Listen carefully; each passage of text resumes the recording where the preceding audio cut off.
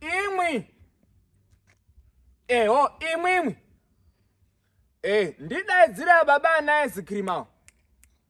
Eho, iwo. Right.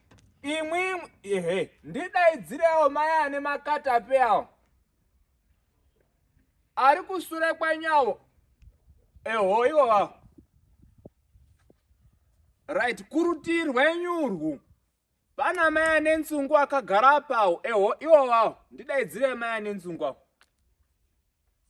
Atemawo ari kusure kwemberi awo kweoni nawo.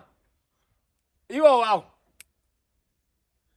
Ndidaidzire baba ane airtime. Father vane airtime awo. Mondidai kumhiri kwerodi vane corona.